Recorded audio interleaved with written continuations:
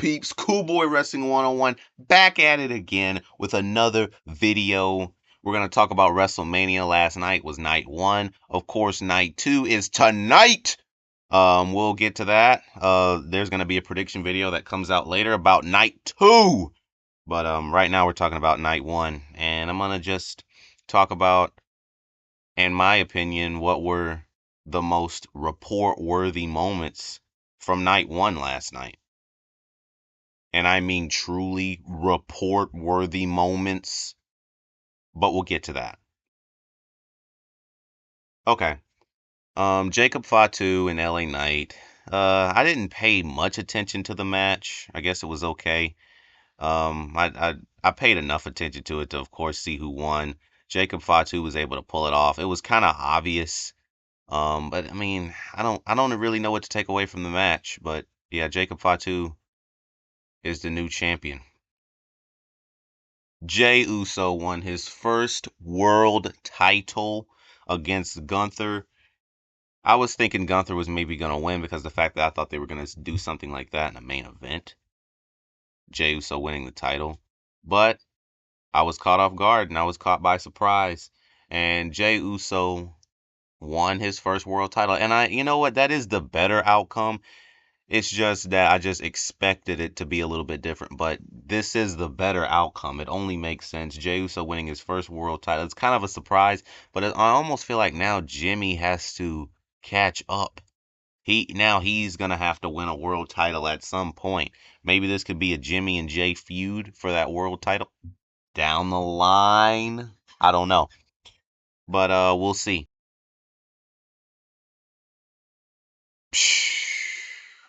My goodness, this last one. Oh my God. I have no, oh man. Okay, let's just get into it.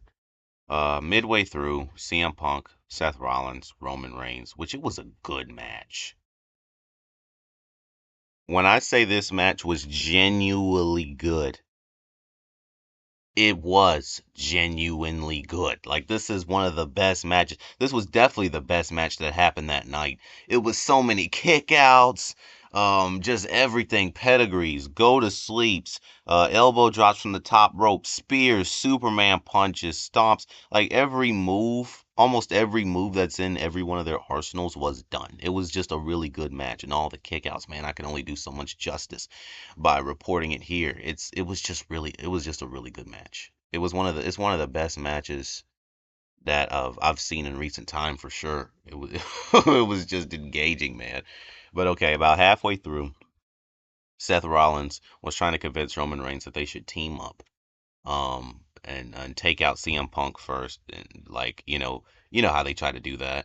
And of course, there's that Shield history, so maybe it can work. Roman Reigns looked a little bit indecisive at first. And then Roman Reigns was like, you know what? Pick him up. And I was like, oh, it's the Shield days all over again. They're getting ready to do a Shield power bomb, right? That's what we thought. Seth Rollins stood him up. Roman Reigns looked like he was getting prepared for the Shield power bomb, and instead slapped Seth Rollins. And then he's like, you know what? I'm gonna powerbomb CM Punk on my own. He powerbombed Punk through the table, and then a few minutes later also powerbombed Rollins, and then hit him with a spear, and then tried to go for the pinfall, 1-2, but a kick out by Seth Rollins. Then it was down to Paul Heyman. Paul Heyman gets a steel chair. He walks up and he's looking at Punk and Roman. And he's like, where do I put the chair at? And I was like, is he just going to just put it dead center? Like, is that what he's going to do? He slides the chair to CM Punk. Yes, he gives the chair to CM Punk. And just when you think it's over for Paul Heyman and Roman Reigns, Paul Heyman hits a low blow on CM Punk. He gives the chair to Roman Reigns, and it's like, well, it was all a joke, I guess, from the start. It'll always be Paul Heyman and Roman Reigns. Roman Reigns starts wearing out the chair on Punk. And then Paul Heyman was like, look, Seth Rollins is in the position of like the Shield. Like they're going to like recreate that Shield betrayal, right? Roman Reigns was looking like he was getting prepared. Okay, it's finally time to do the payback for that chair hit. Paul Heyman also hits a low blow on Roman Reigns. So yes, Paul Heyman is not with CM Punk or Roman Reigns. He hands the chair to Seth Rollins. Seth Rollins uses the chair and hits a stomp on Roman Reigns and is able to get the 1-2-3, which Paul Heyman holds up Seth Rollins' arm. So it's clear that they're rocking together. And yeah, yeah, it's crazy. Wow. It's like, I guess now we're going to have to get used to Paul Heyman representing Seth Rollins, man. It's definitely something new. It's not like he's totally unfamiliar with Seth Rollins, because of the whole Shield situation from back in the day. But it's just, it feels weird, man. Wow. This was one of the biggest shockers I've ever seen. It's one of the biggest shockers I've seen in recent time. This was huge. And then he walked out with Seth Rollins. And I remember I said, Seth Rollins will not win this match. But I was wrong. This happened, man. I don't think anyone really thought this would happen. I mean, yeah, I don't think anyone really would have thought this.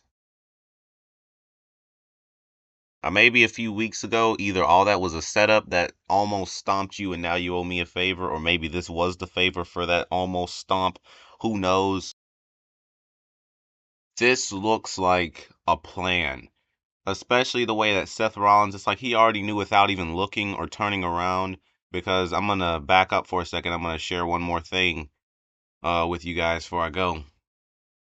This is how Seth Rollins was looking before Paul Heyman handed him the chair. He didn't even have to turn around. He already had his hand out waiting for the chair. It was already a plan. So it's clear that this is some sort of plan. So I guess Paul Heyman and Seth Rollins is next. He is now the advocate for Seth Rollins. But I guess that's it for this video for now, peeps. We'll see what happens tonight. Peace out, peeps.